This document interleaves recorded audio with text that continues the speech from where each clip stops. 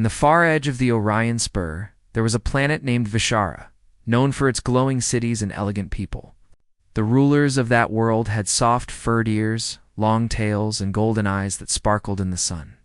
They were the Vishan, a proud and noble race who loved beauty more than anything else.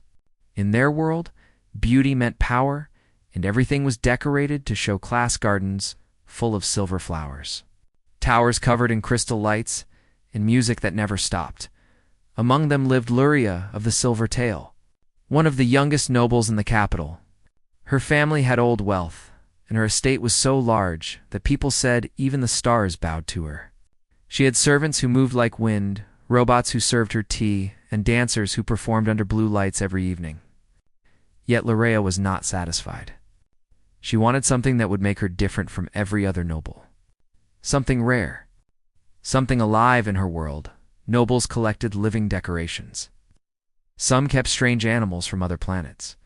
Some kept robots designed to look like living art. But lately, the newest trend among the richest nobles was owning a human. Humans, from the lost planet Earth, were few and mysterious. Most were scattered across alien worlds, often working as engineers, translators, or performers. They were admired for their emotions, their creativity, and the strange strength in their simple lives. Luria decided she wanted one. When she visited the Grand Trade Hall of the Galactic Exchange, she saw dozens of rare species in shining glass displays. Some were creatures that changed color with sound, others were mechanical birds that sang in every known language. But at the far end of the hall stood a tall figure wearing plain brown clothes. He had short hair, a tired face, and calm blue eyes. His nameplate said, Human Eli Carter, Engineer Terran Origin, age 33. The auctioneer smiled as Luria stopped in front of the human's display. Very rare, Lady Luria, he said. Only a handful of humans remain this far from Sol. This one is quiet, skilled with machines, and well-trained in behavior. Perfect as a decorative servant. He will add a touch of primitive charm to your home. Luria looked at Eli carefully. He did not lower his eyes. He did not speak either. He simply looked back at her, calm and silent, as if waiting for her to decide who she really was. There was something in his eyes, something that made her heart pause. She told herself it was curiosity. In truth, it was something else she couldn't name. I'll take him, she said softly. That was how Eli Carter came to her estate. The palace servants whispered when he arrived. No one had ever seen a human up close. They said humans were unpredictable, that they carried storms in their hearts and smiles that could break glass. But Eli was quiet. He followed instructions, repaired machines, and spoke only when needed. Luria thought he would stay that way forever. She thought he was just another object for her collection, but she was wrong. One night, as she passed through her garden, she heard soft humming. The sound came from near the broken fountain, a fountain that had been dry for years. She saw Eli sitting on the ground, tools scattered beside him. He was repairing the old pump with bits of metal he had found around the estate. The water began to flow again, shining like silver under the moonlight. You fixed it, she said, surprised.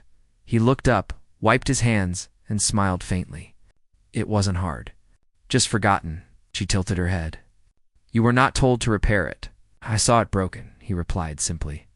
Things that can be fixed shouldn't stay broken. His words stayed in her mind for days. From that day onward, she started noticing him more. He moved quietly, but always seemed to make things better. The heating system that had been unreliable for years now worked perfectly. The servants' quarters, which had been dark and cold, were suddenly warm. The mechanical birds in her hall sang again. No one had told him to do it. He just did. When she asked him why he cared so much about repairing useless old things, he only said because someone built them once with love. I just remind them how to work again. She didn't understand that at first. In her world, everything could be replaced. But he treated each object as if it mattered. Weeks passed, and Luria's curiosity grew stronger. She began to visit the repair hall where Eli worked. At first, she claimed she was inspecting his progress. Later, she realized she came just to talk. He told her about his world, about Earth, where blue oceans stretched for miles and trees whispered in the wind. He spoke of a time before war and destruction, when humans laughed under real skies. She would sit quietly and listen. The way he spoke was simple, yet his words painted pictures that no artist could create. He told her how humans built everything with emotion songs, machines, even cities. We didn't always build for money, he said once. Sometimes we built just because it made us feel alive. For someone like Luria, who had lived her whole life surrounded by perfection and silence. This was strange and fascinating. She began to see her world differently. The crystal walls of her mansion felt empty. The glowing fountains looked beautiful, but she realized they had no meaning. Eli's presence, however, made the air feel alive. Soon, small changes began to appear. The staff smiled more often. The kitchen smelled of real food instead of printed meals. The garden grew wild, filled with flowers Eli brought from his travels. Visitors noticed it too. When nobles came to visit, they said her estate felt warmer. At first, she took it as a compliment. Later, she realized it was Eli's doing, but not everyone was happy. The other nobles whispered that Luria had grown strange. They said her human decoration had influenced her too much. Some even warned her that humans were dangerous. They ruin what they touch, said one of her cousins during a banquet. Don't forget, their own world died because of them. Luria stayed silent, but her tail flicked in annoyance. When she returned home that night, she found Eli repairing an old drone. His hands were steady, his expression calm, as if the chaos of the universe didn't exist. "Do you ever miss your home?" she asked quietly. He looked up, his blue eyes soft. "Every day. But missing it doesn't bring it back. So I build what I can, where I am." Something inside her shifted. Days turned into months. Luria's estate had changed completely. Where there was silence, now there was laughter. Where there was order, now there was life. Her guests were confused. They saw her human walking freely in the halls, speaking with the servants, even joining her at meals. They whispered that she had gone mad, that she had fallen under human influence. When the High Council summoned her, she knew what it was about. Inside the bright marble chamber, the elders sat on high chairs, their tails wrapped around their thrones. The oldest among them, Lord Varen, spoke in a cold tone. "Lady Luria," he said, "rumors have reached us. They say, your human walks freely, that he touches sacred systems, that you speak to him as an equal. Is it true?" She lifted her chin. "He maintains my estate. He brings progress. What is the harm in that?" "The harm," Varen said sharply, "is that he is human. You forget they are unpredictable. Their emotions destroyed their world. They cannot be trusted." Luria's heart pounded. She thought of Eli's quiet patience, his gentle hands repairing things no one cared about, his voice that spoke of hope. "He is not dangerous," she said firmly. "He rebuilds what others destroy," the council murmured. Some looked shocked. Others looked disgusted. "You are defending him," Varen said. "You insult your kind?" And perhaps she said softly, "My kind needs to be reminded of what kindness looks like." The chamber fell silent. She left without bowing. That night she found Eli in the garden. The fountain he had repaired months ago now sparkled under the twin moons. Fireflies floated around them, glowing softly. She told him everything, the accusations, the warnings, the threat that she could lose her title. He listened quietly, then said, "Maybe they're right. I do change things." His calm words made her chest tighten. "You don't destroy," she said quickly. "You make things better." He smiled faintly. "Maybe, but change is dangerous to those who fear it." She didn't reply. Instead, she sat beside him, watching the water ripple. The silence between them was comfortable. For the first time in her life, she didn't feel like a noble speaking to a servant. She felt like a person sitting beside another soul who understood the loneliness beneath her crown. After a long pause, Eli said softly, "You know, you could send me away if it makes things easier." Her tail flicked once, sharply. "No, I won't." He looked at her. "Why not?" She thought for a long time before answering. "Because when you came here, I thought you were just a decoration, something to make my world look prettier, but you made it alive instead. I don't want to go back to emptiness." He looked down, a small smile on his face. "Then maybe I've done my job." Luria didn't say anything more. She only watched the sky, where streaks of light crossed the stars. The world around her felt softer, warmer, real. For the first time, she felt something she had never known before, peace. In the following days, her defiance spread quietly through the city. Some nobles laughed at her, some envied her courage, and a few, very few, began to question their own ways. Servants in other houses whispered stories about the human who fixed machines and hearts. Children in the streets played games pretending to be the human who made stars bloom. Eli continued his work, never asking for praise. He spent his evenings tending the garden, teaching young workers how to repair systems, and showing them that beauty was not in purr. Months had passed since the night Luria stood before the High Council and refused to give up her human. The decision had cost her much. Her name had been whispered with mockery in the noble halls. Invitations to gatherings stopped arriving. The other fox-eared nobles no longer bowed when she walked through the market streets. But inside her estate, there was peace. Eli continued to work, fixing things no one else noticed. The gardens glowed under twin moons, filled with flowers from 100 worlds. The fountains sang softly, and the halls were full of laughter from the servants who no longer feared their mistress. Luria had changed. She had stopped wearing heavy jewels and bright robes. Now she dressed in simple, soft fabric, her hair loose, her silver tail brushing lightly against the ground as she walked beside the man she once called Decoration. Her estate had become more like a home than a museum. Sometimes, in the quiet mornings, she would stand at the balcony and watch the sun rise across the crystal city. Eli would come with 2 cups of tea, one for her, one for himself, and they would talk about small things. He told her about the Earth's mornings, where the light turned the sky gold and birds sang at dawn.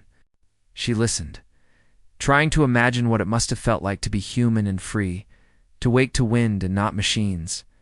One day she asked him softly, "Do you ever wish you could go back?" He looked out at the glowing sky.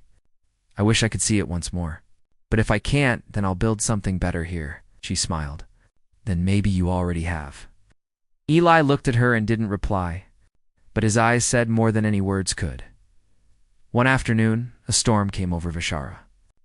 It was not like any normal rainstorm. It was a storm of plasma, burning fire across the clouds, dangerous enough to destroy whole cities if not stopped. The alarms rang through the city. The planet's defense shields were old, and most nobles had already left for their safe vaults under the ground. But Luria stayed. Her estate was in the path of the storm, and Eli refused to leave the control center. The storm energy had shorted the power grid, and someone needed to stabilize it manually.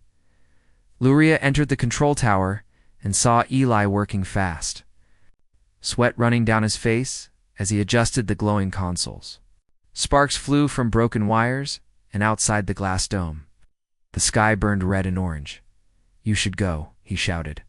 "I'm not leaving you." She answered firmly. He turned to argue, but she had already grabbed a tool and started helping him repair the circuits. Her delicate fingers, once used only to hold cups and jewelry, now worked beside his rough, steady hands. The tower shook with thunder, and light flashed across their faces. For hours they worked side by side. When the last switch was pulled, the energy shields across the city hummed back to life, spreading blue light through the clouds. The storm broke against the shield and began to fade. They had saved the city. When it was over, Luria sat on the floor, her tail curled around her, breathing hard. Eli knelt beside her, his hands trembling from exhaustion. "You're hurt," she said. He smiled weakly. "Just burned a little." "Nothing serious?" Without thinking, she took his hand and wrapped it gently with the scarf from her neck. "You risked everything," she whispered. "So did you." Their eyes met. For a long moment, neither spoke. The world outside was silent except for the soft hum of the repaired shields. That night, the nobles who had hidden underground learned that their survival came from the decoration, Antlathitand, from the noble woman who stood beside him. Some began to look at humans differently after that. But others grew angrier, jealous that Luria had defied the order and gained respect through action instead of bloodline. Luria didn't care about them anymore. Weeks later, the estate was rebuilt stronger than before. Life returned to normal, or something better than normal. There was laughter again and soft music in the garden. But something inside Luria had changed completely. She felt it one morning when she stood before the mirror. Her heartbeat was strange, softer but stronger. She felt warmth deep inside her, a warmth that wasn't only her own. For several days she ignored it, thinking it was just the after effect of the storm. But when she finally went to the medical wing, the scanner lights blinked softly, showing something unexpected. 2 heartbeats. 2 lives. The doctor looked at her with wide eyes. "Lady Luria, you are expecting." She blinked in surprise. "Expecting what?" The doctor hesitated, then said quietly, "Twins. 2 strong heartbeats. Mixed blood." Luria sat still for a long moment. Her tail twitched. Then she whispered, half human, "Yes, my lady." The news spread quickly through the estate, and within days the whole city was whispering. The High Council called it unnatural. They sent her letters demanding she appear before them to explain. They called it a scandal. Some even said it was a disgrace to the noble bloodline, but Luria ignored them all. That night, she walked into the garden where Eli was repairing a small drone. He looked up, smiling faintly as always. "You look like you have news." "I do," she said softly. He waited. "I'm going to have twins." The wrench in his hand dropped. "Twins?" He repeated, blinking in shock. As in, yes. For a moment, he was speechless. Then his expression softened into something she had never seen before, mix of joy, wonder, and disbelief. He laughed, and it wasn't the quiet laugh she usually heard from him. It was full and real, like sunlight breaking through clouds. "You're serious?" he asked, still smiling. She nodded, her silver tail curling around her legs. "Very." Eli stepped forward, still trying to process the news. "I don't know what to say." She looked at him with gentle eyes. "You could start with something like, 'Congratulations,'" he chuckled. "Congratulations, my lady." She gave a soft smile. "No titles tonight. Just Luria." He looked at her then, not as a noble, not as a collector, but as someone who had found a home where he least expected it. "Then congratulations, Luria." The days that followed were full of both fear and joy. The council's warnings grew harsher, and they threatened to take away her title and lands. But for the first time, Luria did not feel afraid of losing them.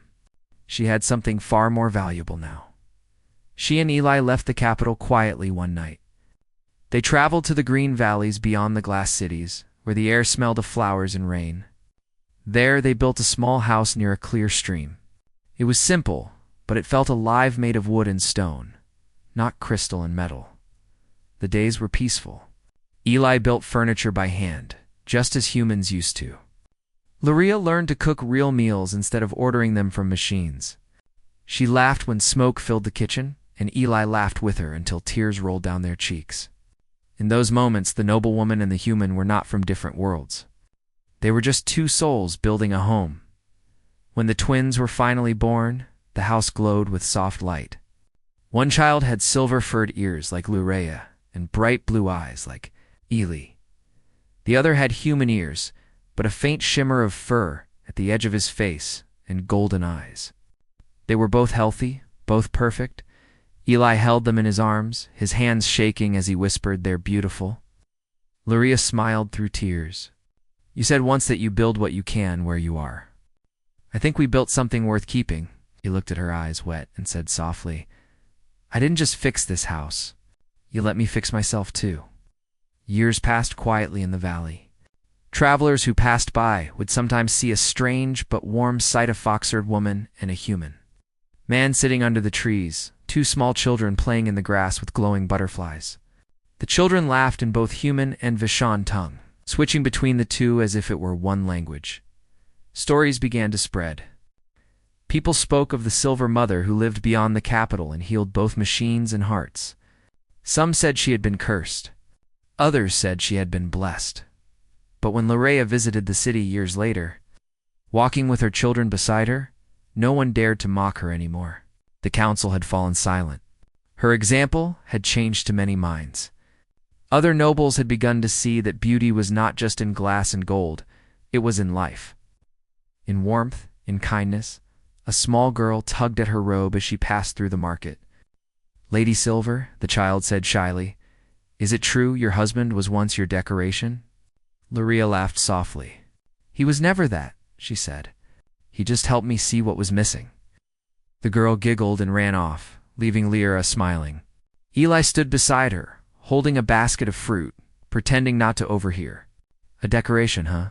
he teased. She rolled her eyes. "You were supposed to stand quietly and look nice. Instead, you ruined everything." He grinned. "Ruined? I think I improved the design." She laughed and leaned gently against his shoulder as they walked down the sunlit path. "Maybe you did. I wanted a decoration, but you decorated me with a heart, a home, and 2 noisy twins." From that day, Vishara slowly changed. Humans were no longer seen as mere curiosities. They became teachers, builders, and artists once again. The children of Larea and Eli were the first bridge between the two species, a living symbol that peace and love could grow from the most. Unexpected beginnings at night. When the stars shone bright, Larea would sit outside her home.